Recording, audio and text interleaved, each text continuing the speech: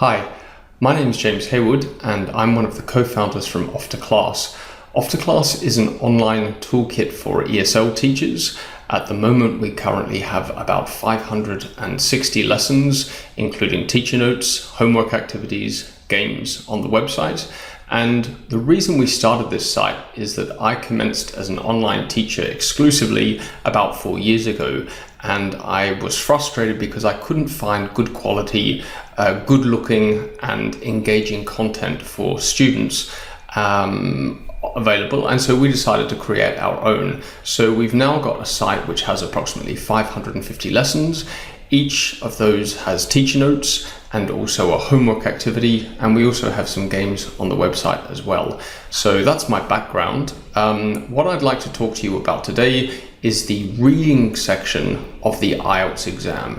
I've already spoken previously in another webinar about teaching IELTS students as a whole, and also a separate webinar about the listening portion of the exam. So today I'll just be concentrating on the reading part, and I hope that you enjoy the webinar. So as we go through, I'll just very quickly talk about what I'll cover in the webinar. Firstly, the structure of the IELTS reading section, and I'll keep that quite brief. Secondly, the skills that a student needs to answer the questions successfully. And of course, we've got skim reading and scanning in there, which will be familiar to you as a teacher.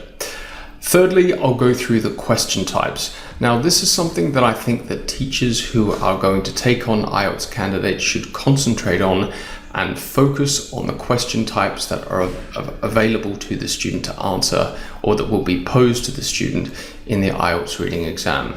The reason for this is often I found that students who are perhaps attempting the IELTS test for the second time really still can't identify when they read a question what they are supposed to do.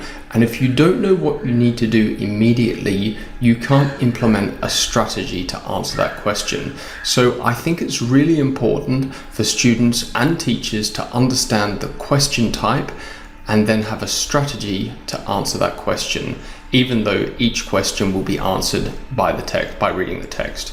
And fourthly, just a bit of anecdotal information, how I've progressed with IELTS students and the questions that I've been asked, and what I think you need to consider as a teacher if you're planning to take on an IELTS candidate for reading.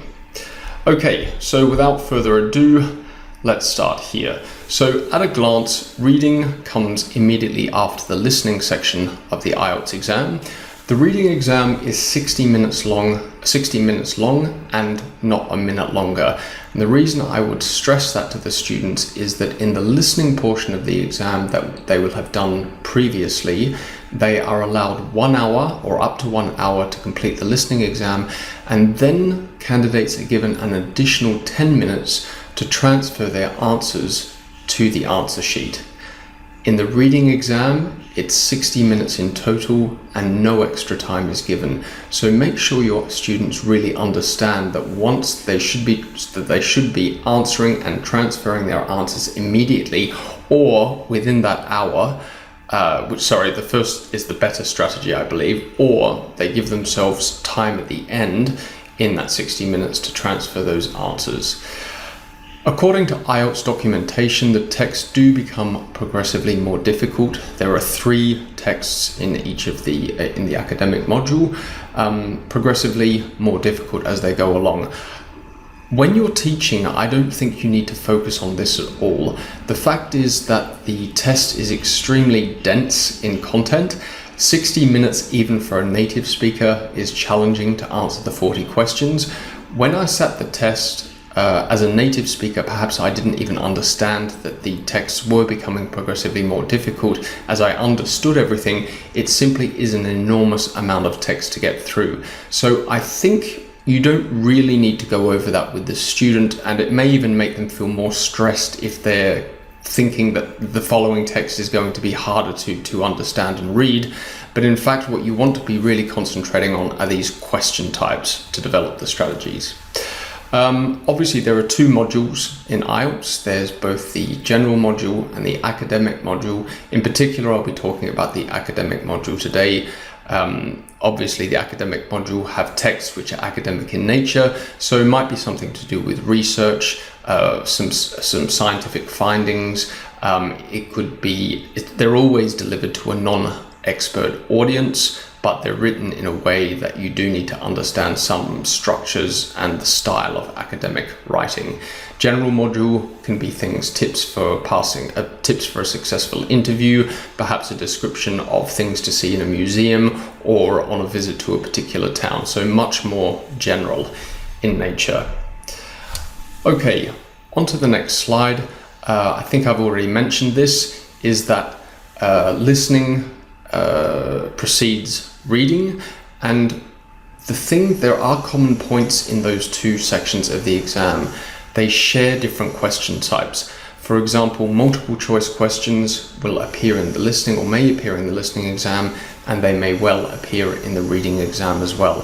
So if you're already teaching a student in IELTS the listening part of the exam, you may be able to skip sections or go over them a lot quicker if they're already familiar with a question type and have a strategy to address that. A personal thing, I don't think as a teacher it's valid spending time on vocabulary for an IELTS candidate. If the student has less than 3 months to study before sitting the exam, I don't believe that time is spent wisely on vocabulary. Reading and listening are much better, and combining those with writing tasks, seeing vocabulary in context, then with synonyms around it and the other lexical chunks or words that will be used in context are far more powerful than taking a list of vocabulary that's dealing with politics or a very specific subject area and hoping that they will be of use in the IELTS exam. We simply don't know as teachers what's going to appear, and although I mentioned politics and religion don't appear in the IELTS topics, but I don't think it's a great idea to focus on vocabulary. However, that's if you have a student who is at a higher proficiency. If you have a student at a lower proficiency who is still struggling to read text, perhaps written for a native speaker audience, and you have a considerable amount of time before the IELTS exam date, then you may want to introduce some vocabulary. But I would just address some caution here. It can feel like a bit of a waste of time for the student to be dealing with the structure of the test, the question types, and then be trying to contain all of this information on the side about vocabulary. Okay. IELTS reading texts are not authentic. They're about as close as you're ever going to find. They're extremely well written, and they've been written, I would imagine, by highly qualified examiners. I found them extremely challenging in the exam, and that's partially because of the time constraints that are put on you, the 1 hour time constraint, but they're not authentic. So they have you, if there are terms that need to be explained, they will appear in a glossary. There might be just 1, 2, 3 terms explained over the 3 passages in total, but make sure that your student understands that. They don't need to understand every single word in the text. That's not what IELTS is about. They are really testing your ability for these skills at locating specific information and skim reading that I'll talk about in a moment. When your student says that he can read well, this doesn't mean that they can respond to questions well in the IELTS exam. All of us read what we find interesting, and all of us tend to read specific topics, or we return to the same websites again and again, which often have a very particular reading style. It's really important that students learn to read widely and perhaps across subjects in which they're not particularly interested. As I said, I'll leave it at that. I'll come back to that at the end because I think it is a really valid point. We tend to overstate or embellish our levels of proficiency in listening and reading in a foreign language. That's my general feeling there. So now I'm going to go on to the reading skills that are required. As teachers, I think you're going to be familiar with most of these. So locating specific information is a very common skill that will be tested in the IELTS exam. And then looking through texts and finding information, often dates and numbers and names, to fill in a form or summary or table. This is very common as well in the listening portion of the IELTS exam. You also need to be able to follow the main argument in a passage to be able to find identify what the writer's claims and views are, and then the point of view that's being made, or the argument, and following that through. Again, looking for opinions and attitudes is a very common thing, and these can be more challenging because the vocabulary really is required. The student's active vocabulary is really required here to be able to perceive within the text itself, what does the writer actually think? What is the writer stating as fact, and what is his opinion, his or her opinion?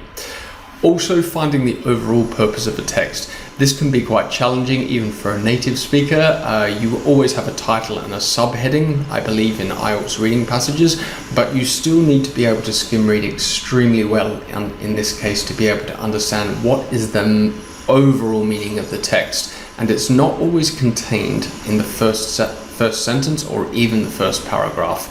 It might be introduced in an anecdotal way and then the subject matter comes after. Finally, students need to be able to distinguish main ideas from supporting ideas, and this is something that even native speakers can have trouble with. Okay, so I'm going to get on to question types next. As I mentioned, there are similar types in both the reading and the listening exam. So where you can double up if you're teaching both portions of the exam is flowcharts, notes, tables, summaries, and diagrams will appear in both listening and reading, as will short answer questions, sentence completion, multiple choice, and also some of the matching features will appear in both listening and reading. That's the question type, not the text or the audio themselves. They will be different, but the question types. So if you're teaching already listening, you'll be able to perhaps go a little bit faster on these particular question types when it comes to the reading exam. One of the interesting things I find about the flowcharts, notes, tables, summaries, and diagrams is you need the same skill, that of locating specific information, but it's just that these are all variants of presenting information. So the way that flowcharts, you'll have little arrows and notes, bullet points. The summaries will be a paragraph with like gap fill activities.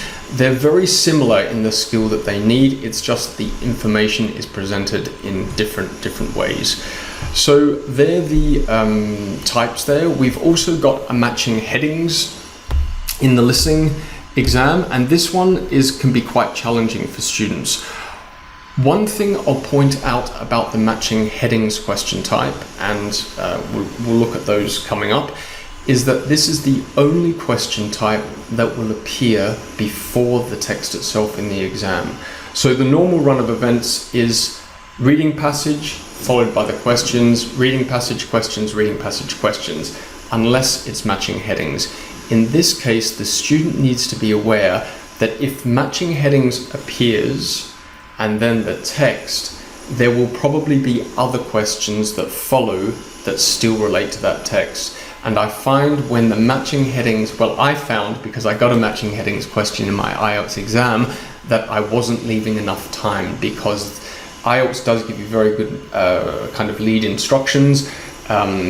Keep aside 20 minutes, where you should complete this reading passage within 20 minutes, but I was thinking that was just for the matching heading question and almost forgot that there were 4 or 5 questions waiting for me on the other side of the paper. So be aware of that one.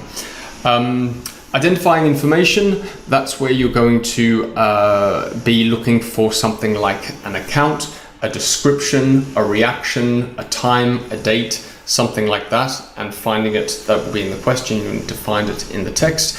And then, as I mentioned previously, identifying the writer's view or claims. I believe that these are probably the most challenging question types for students in the IELTS exam. Also, one other is matching sentence endings. This can be more challenging than it seems. They don't appear in the listening exam, and I'll go through those in greater detail in a moment. So first of all, what do you need? What strategies do you need? And we're going to have a summary question for the flowcharts, diagrams, and tables and notes. But I believe when it comes to these particular questions, what the student needs to focus on is the instruction. IELTS has very clear instructions. They are always formatted in the same way. They're clearly laid out. However, they do give a very particular parameter. So when it says for a student to make sure that they write no more than one word or a number for each answer, it's human nature to start answering the question, to answer the question before we've actually read the instruction particularly well. And I think, it's anecdotal, I think this is where students can come unstuck sometimes.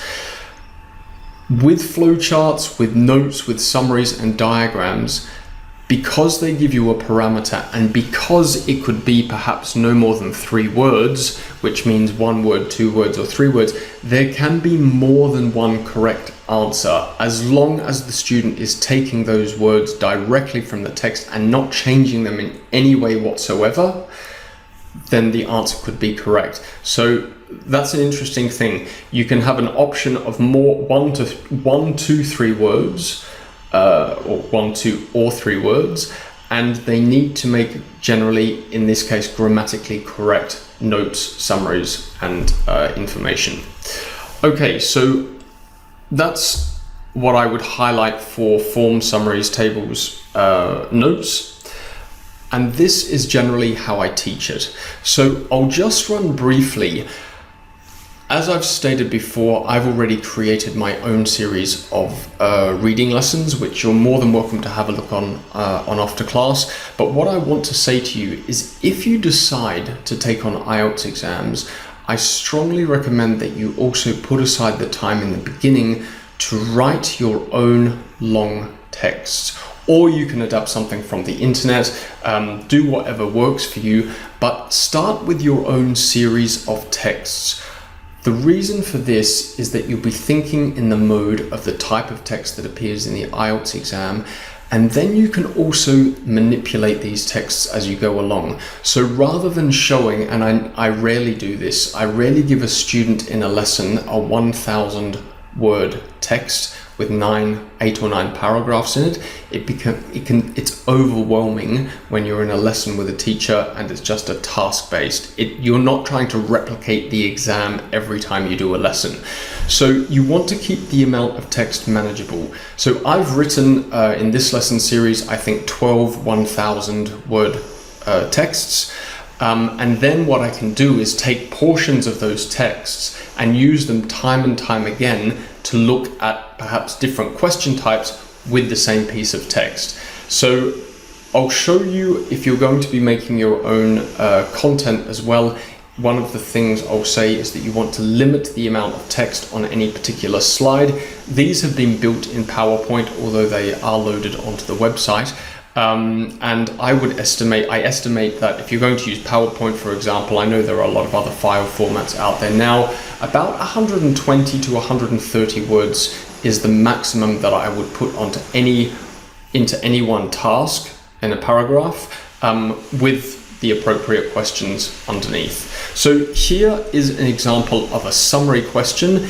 It's obviously different to how it appears in the IELTS exam, but not by much. I've tried to replicate the formatting exactly, and then off you go. What you'll need to be doing is making sure, as the teacher, the student is understanding exactly the instruction as it's written. So you want to come back and focus on that first. This is probably the easiest one word. It's hard to get this one wrong. And then what the student would be doing here is very briefly reading the summary. And in this case, what you could ask in a summary question is, even without reading the text, the student should be able to guess perhaps what type of word is going here. Is it a noun? Is it a date? is it the name of somebody? And then maybe reading the summary very quickly again, they might know enough about the subject, or those words in the subject will give them enough context to even be able to guess down to greater detail what type of noun or the name of whom is going to be in that gap. So then what you want to do obviously is allow the student to go back to the text and answer those. And one thing I would always do as the teacher, if you prepare your own questions, you will prepare your own answers and have those ready. There's no point in creating exercises that you haven't sort of validated yourself. If you do write your own content, get somebody to use it. It's the best way. It's having somebody proofread it for you, or just test it with another student, will always improve the lesson content that you make yourself. What I'll go into next is I'm going to talk about short answer questions. Now, short answer questions are an interesting one. Students will probably be familiar with them as English language students, but what you're looking at here are both keywords and phrases. And how I look at these is, when you're looking at short answer questions, there are two pieces of information that you need to highlight. One is you need to find out where you're going to be able to locate that information in the text. What are the keywords that are going to help the student to find those words that may be the same but probably paraphrased in the text somewhere? And secondly, what exactly is the student trying to find out? So here what I've done in these examples is I've put in for the student some formatting in both bold and also in italics. The italics represent exactly the information that they're looking for. This is going to provide the answer, when. So the student can even guess if the information they're searching for is when, it's going to be a date. Secondly, the keywords that are going to help them find that are spacecraft launched successfully. Before I unleash my student on the text itself, I would then ask them to paraphrase those keywords. What other words can mean spacecraft launched successfully? So you could have rocket went into space without mishap.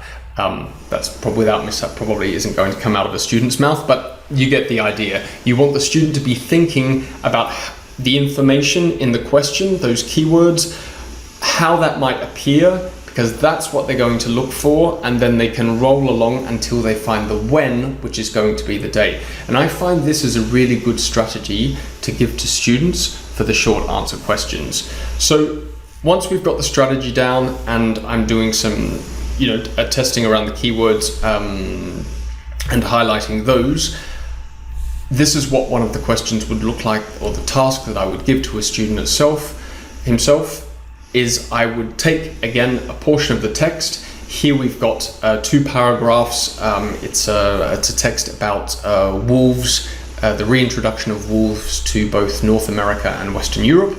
And then at the bottom, now this is unlike the IELTS exam, what I've done is put the questions in, but because this is a skill building activity, again, I've left in both the bold and the italics for the student. And hopefully, if we just look at question 1, for example, how much area can a wolf's terrain encompass? Terrain is the keyword that will help them paraphrase this: territory, land, area, and then how much. The detail we're looking for, if it's how much, is going to be a number. So very quickly the student can say, okay, well, I'm looking for land, territory, terrain, and the number that goes with that. And as they read along, hopefully their eyes will quickly land on territory, and then next to that we've got an amount, and that should be enough for them to start implementing that strategy. Obviously I've set this one up before, they may not be as fast as that.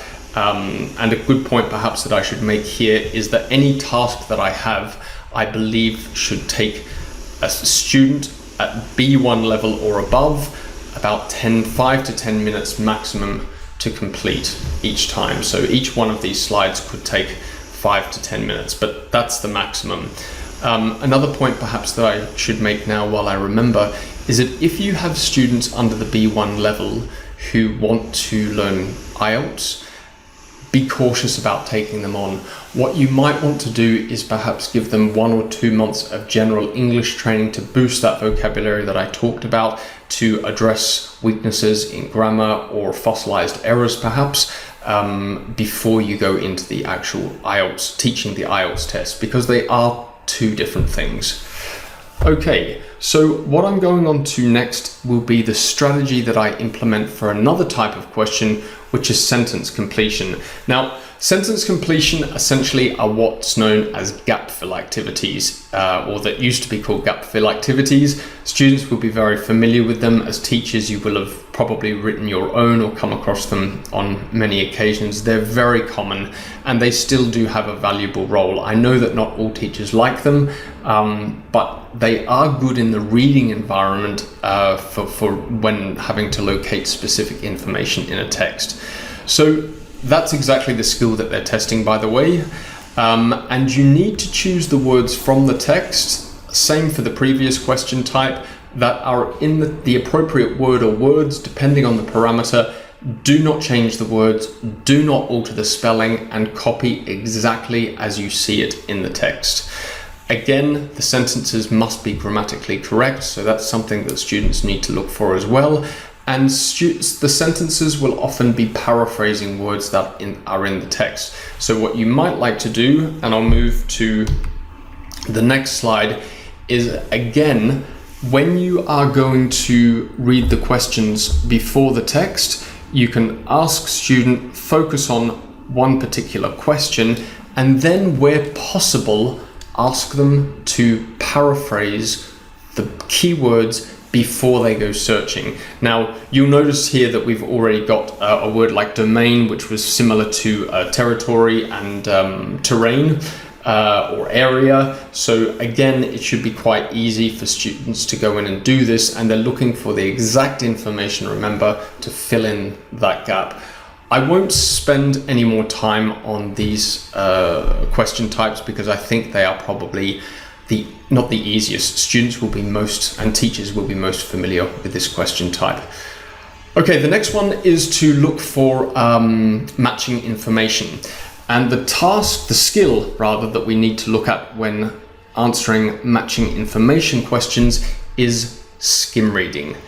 Now, when you're doing matching information questions, the students may need to skim through a vast area of the text.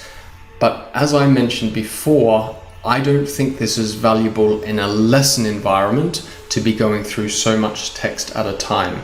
So what I will show you is an example that I have after this slide, and it will be limited to a particular paragraph and looking for information in that paragraph. It sort of replicates what will happen in the IELTS exam, but students will need practice perhaps for homework where they're doing this type of question, matching information questions over the entire text. So when you're matching information, I've mentioned very briefly at the beginning, you will be looking for a type of information, and it's very good for your student to become familiar with what type of information or what types of information that will appear. So they can be a number, a date, a measurement, an effect, a conclusion. These are not always mutually exclusive. It's possible that they could be 2 or 3, but be aware that these words will appear in the questions themselves. So to get them familiar with the information types, I create sentences that are hopefully clear to them. And here we have, for example, if we take number 3, when sound waves reach the ear, they travel down the ear canal and hit the eardrum, making it vibrate. For me, this is probably a description, or it could be in research, perhaps a finding. Although now that I've said that, I think it's just a description rather than a finding in research. You want students to start thinking in that frame of mind. Then coming on to a question, an example question. Here we go. You can see in the questions themselves that the type of information that the student needs to search for is in the question. So we've got the words reaction, result, and description. Then they can look at the keywords, the founding of Perth, perhaps in this case here, or assistance, arrival, maybe paraphrase those words, and then off they go, going through and skimming the text, not reading every word. Now, because I don't give students more than a paragraph or 2 paragraphs at a time, unlike the IELTS exam, something that I do in my texts is I will actually place a letter at the beginning of each sentence just for reference. And I think this works quite well in the lesson environment, although as I said, it won't be replicated in the IELTS exam. Okay, so the next question type that I'm going to look at is matching headings. And as I mentioned, this is an interesting question type because the question will appear before the reading passage. When the students get the paragraphs, they will see paragraph headings, and there will actually be more paragraph headings than questions to answer. So it's very typical that they will need to put a heading for paragraph, say A to E, but there may be choices 1 to 9. So there might be 2 or 3 extra headings that are not going to be used. The interesting thing about matching headings is it sometimes appears that more than one heading is applicable to each paragraph, or that each option presented in the answers is a valid heading somewhere. And this is where the skill of finding what is the heading for the overall meaning of the paragraph. One thing that students do, there are 2 things actually that students do that are erroneous here. One of them is they look at the paragraph, they find some keywords, and they try to match those in the paragraph. It's a definite path to failure there. And the second one is they'll read the topic sentence or the first sentence, the opening sentence of a paragraph, and decide without skimming any further, that's what I'm looking for, that's the topic, that's the subject of the entire paragraph, and then go in and match the heading. The IELTS examiners have been quite clever here because this was one of the more challenging question types that I found.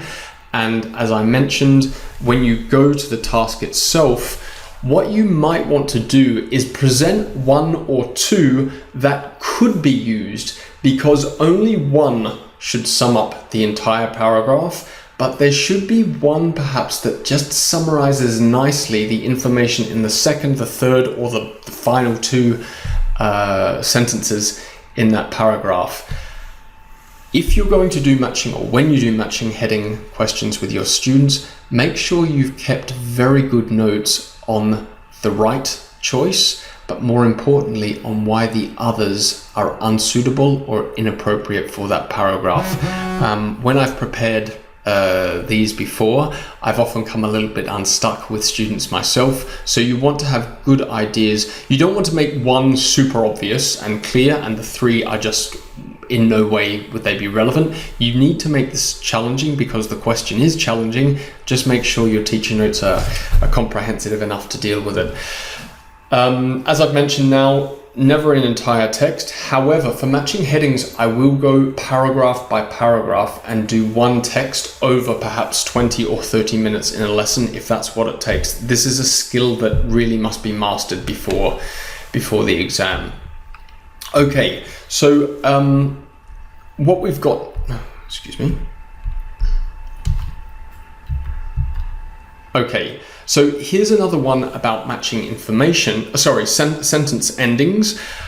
I don't have a particular strategy for sentence endings, except what I would say here is that in these particular ones, what is quite interesting is that grammatically, you can match any sentence beginning with any sentence ending, and grammatically they are correct.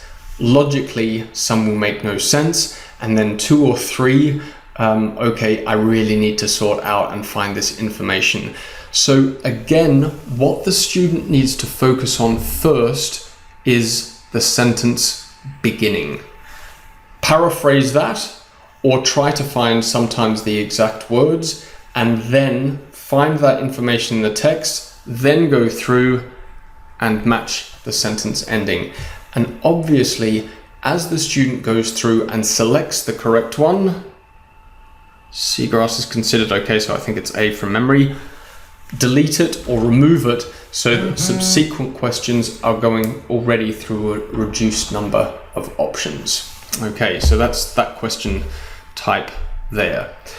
The next one we'll look at is matching features, and this is another text that requires you to skim the entire text. Often these come in for something in part 3. Again, supposedly the most challenging or the most difficult of the texts to read, but it will certainly be a text that has multiple names, multiple dates, or perhaps comparing theories and the researchers perhaps who have presented the findings. So what you're looking for is to match perhaps the researcher with the statement that the researcher has made, or with the findings that that researcher has made. So skimming the whole text is important in the IELTS exam, but for lesson purposes, I reduce it down and condense it to 1 or 2 paragraphs at a time. One really interesting thing about matching features is that you will find distractors. And if you're familiar at all with IELTS listening, you will know that distractors can feature quite heavily in some of the audio recordings. Unlike audio, where people correct themselves or someone questions or denies or rejects what the other speaker has said, in reading, it's a little more difficult sometimes to discern it. These will only appear in the options themselves, but be very aware. Be aware of these. Anytime you have sentences that have have a negative verb in the negative, words like however, but, or though are really good indications that they're not trying to trick you, but you might be looking for you might want to look for a distractor in the question there itself. Now, a matching features one here, for example, this is quite a dense text. This is a text that I wrote about Perth, the city in, well, there's numerous Perths, but this one is in Western Australia. And it's about the changing face of the city. And so on the left-hand side, the features that you're going to be matching are actually street names, or all of them are places, and then a description of what that place is.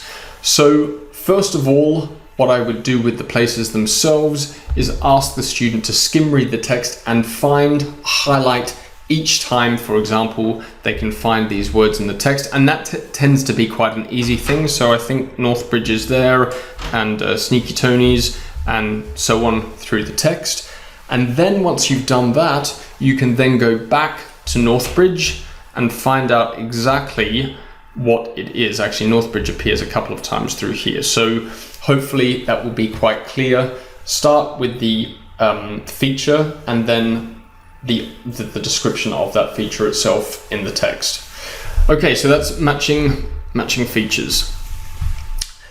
Multiple choice is something that all students and teachers are familiar with. In fact, I've never met anybody who hasn't done or hasn't been familiar with multiple choice. The only thing I'm going to mention about multiple choice questions for IELTS is that rather than just picking 1 of 2, 3, or 4 options, you may have to pick 2 of 5 or 3 of 6. I hope I've said that correctly, but in any case, you will have to choose 1, 2, or 3 options.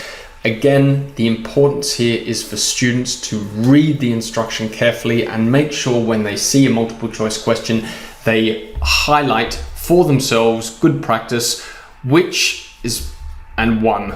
Okay, so we're just picking 1 here out of 4. But when it comes to 2, the natural reaction for some students under time constraints is that they will choose 1, I've answered the question, and immediately go on to the other. The other thing here is that in multiple choice questions, the IELTS ones can be quite challenging because it feels that all of the options actually appear. And again, there's a form of distractors here with words like, with negative verbs in particular, that can distract the students. So just because they've found 1, they should actually be going through and making sure that all of them don't appear, and then go through and find out really which one it is. Don't just find the first one and race on to the next question. Okay, where are we now? Oh, okay, these are a really interesting question type. The one that I don't enjoy teaching particularly, and that can be extremely challenging, is we've got the identifying information and then identifying the writer's claims or views in the text. Now, the answers here are, for matching information, are going to be either true, false, or not given.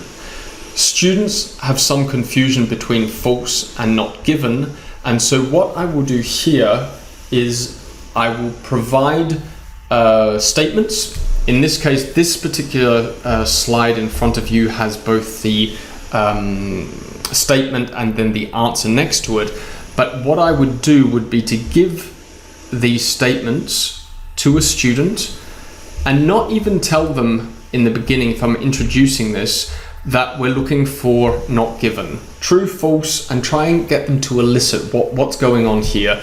So the first one, by the mid-19th century, there were more than 5,000 inhabitants in Perth.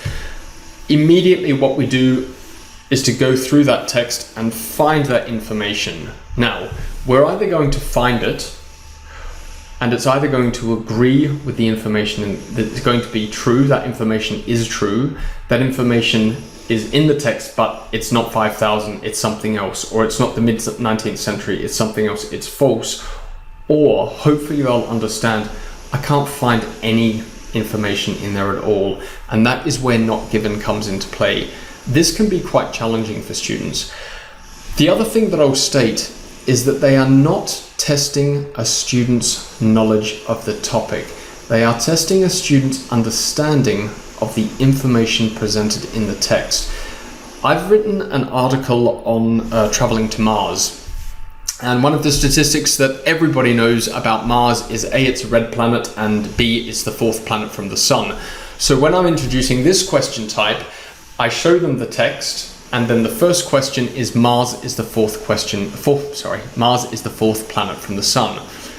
It's true, but nowhere in the text does that information appear, and so the only answer can be not given. So I hope I'm not overstating that, but I think it's a really important thing. Make it obvious that the students can find these not given in an obvious manner, and then they really understand the idea that either down here, and this is taken straight from IELTS, that true, the statement agrees with the information in the text, or false, it doesn't agree, and not given means you cannot determine whether it's true or false because there simply is no information. And it really is the most challenging one to do. These are also challenging questions to write, for example. They'll probably be the ones, depending on how experienced you are creating your own content, they're certainly the ones that took me the longest to do. No particular thing to tell you here, except that what the student needs to do, obviously, is read the questions first, perhaps paraphrase or underline, you want to highlight the keywords. So perhaps here the Great Fire of London and destructive, maybe concrete, and find if that agrees, disagrees, or simply is impossible to say because of the lack of information in the text. Just be thorough with these and be prepared to do quite a few of them. Now, similarly, is the final type of question type I'll talk about today, and that's identifying the writer's views or claims. So first of all, what's a view and what's a claim? You need to make sure a student understands that if it's a view, it's just the writer's, it's the writer's opinion on the text, and if it's a claim, the writer is introducing this as fact, and they are two slightly different things. All right, so rather than true, false, and not given, in this case we have yes, no, and not given, because you're looking to, does it agree with the writer's view? In which case yes, no, if the statement contradicts the writer's point of view, and not given if we just can't say with certainty what the writer thinks. And the same thing as for the identifying information questions, plenty of practice, probably quite a dense text here. The first thing I would do is take a paragraph, again, label each of the sentences and ask the student to read each sentence and decide, is this an opinion? Is it the view of the author, or is it a claim? Is the author saying, the writer saying that this is a fact? That's a really good starting point. And then you can go on to the text and the questions, which will be similar in structure to the identifying information question type. And I'm not sure if I've put one here. No, okay. So that brings us to the end of the question type. So now a little bit of information about coaching a candidate if you're thinking about teaching IELTS reading, and a little bit of anecdotal evidence or just anecdote on my experience with teaching IELTS students, is create the full text lengths.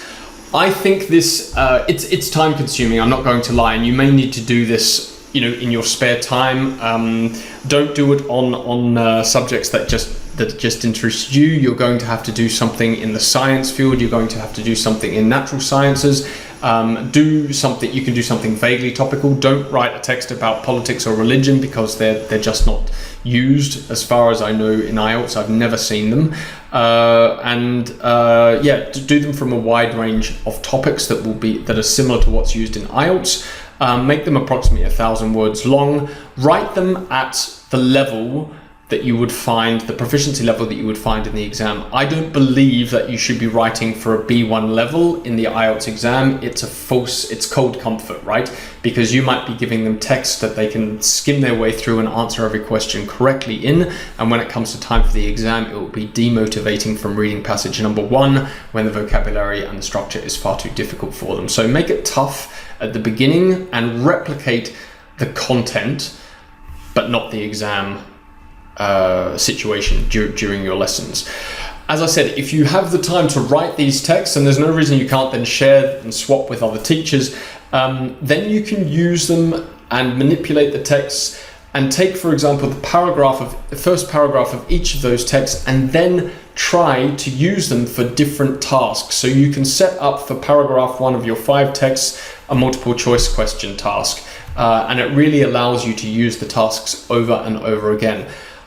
Evidently, or obviously, students will have some familiarity with the text over time, but they're still not going to get it all, right? Because most of the time you're not allowing them to read word by word. You shouldn't be looking up vocabulary as you go through the texts in a lesson. They're skim reading, they're scanning, they're locating specific information.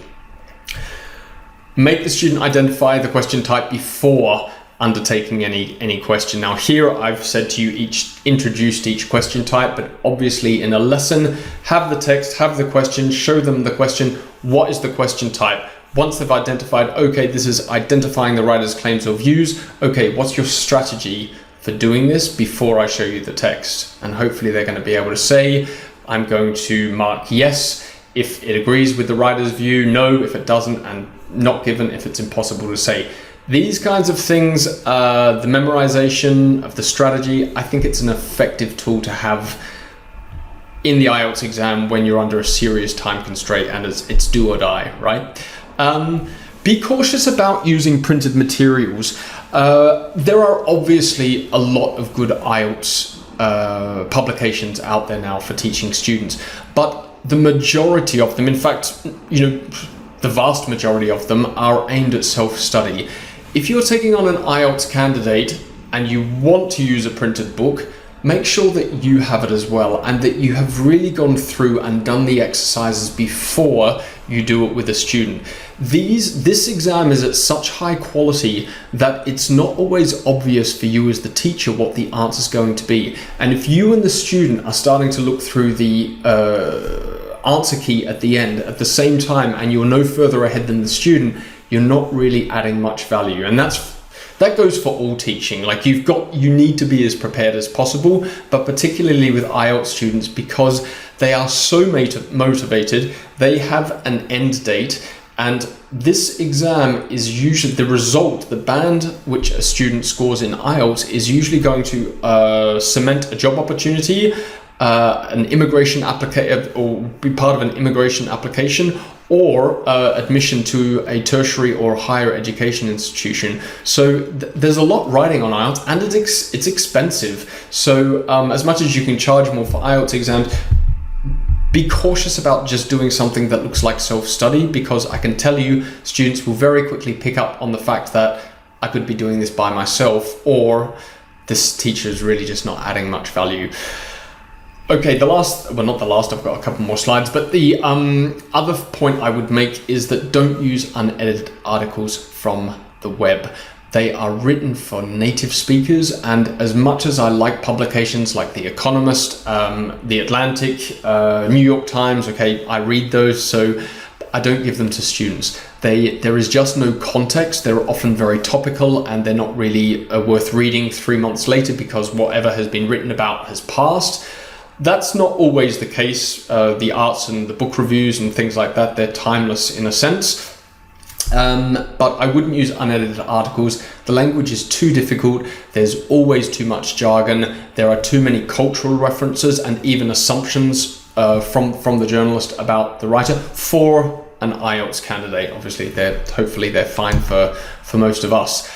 When you start with a candidate, you need to enforce reading across widely and across multiple subjects. That includes the things that you don't enjoy reading so much as a teacher. As I said, get a popular science magazine. National Geographic has great online stuff. There are good news things out there, but I would personally avoid BBC. There are other ones. It sounds like I'm picking them out, but yeah, I would avoid the kind of stuff that's updated regularly and just seems like, it's just Twitter, 140 characters after 140 characters. You want stuff that has very bulky and decent paragraph sizes in it. Don't tell students to read a lot. It's more important that they read widely and that they read something in depth. So again, the things that I read, I don't give to my students because A, they're too difficult, and it just becomes demotivating for them when they're constantly coming across words that they don't know and that I might be guessing myself or haven't, are not in my active vocabulary, but I know them when I see them in context. So be cautious about that. As I said, when you write your own text or you have your own text, cut full texts, cut them down to size so that it's a manageable task for the student in the lesson. And finally, a couple of things. Students always feel, or I should say almost all students, IELTS candidates feel that writing is the thing that they are weakest at. They will not want to focus on reading or listening. This is my anecdotal evidence. But I actually find that writing, and I'll talk about that in another webinar, is quite formulaic. Certainly part one of the writing task where you're given a graph or a diagram and have to write information. I think that's easier. It's easier to teach writing that answer than it is to teach the reading skills, because in the writing part, there'll be some information presented and then you need to compare or contrast or make observations about it. It's always, the variation in the question is so limited across exams that part one of writing really should be something that a student can undertake with confidence after having a good teacher. So the other thing is that reading and listening really assist with writing anyway, so there's no reason for a student not to be doing reading, because even if they think writing's their weakest, reading, of course, as we know, is the best way to imbibe new vocabulary, and hopefully it will come out through the writing task. As humans, I think we embellish our listening and reading capabilities. As students, we've often had the same teacher. It provides a comfort zone. We understand that accent. We read, as I said, I've mentioned before, I read The Economist, The New York Times, The Atlantic constantly. I'm familiar. It makes me feel good about what I read, or angry, but I know the point of view. It takes a lot to read outside what makes you feel comfortable. And so I think we overestimate our understanding of or our ability to, what our real listening and reading abilities are in a foreign language. So don't always listen to what they think. If they have a previous IELTS band, that's probably the best indicator that you have to know really how good that student's listening and reading skills are. And finally, students often fail, and teachers often fail to see that there are shared question types, or as I said, that multiple choice appears in both listening and reading. And this can be a great shortcut. Instead of teaching, although I teach the skills separately, you might want to cover multiple choice in listening and reading in the same exam, because the strategy for answering the question is more or less similar, although the skill is different itself, but the strategy is quite similar to answer each of the question types. So I think I've talked quite long on this. I hope it's been worthwhile. Please feel free to get in contact with me, James at Off2Class.com, and you can also, we'll upload this, I assume, onto YouTube. So if you've got this far, you want to leave feedback, good, bad, or otherwise, please feel free. Thanks for your time.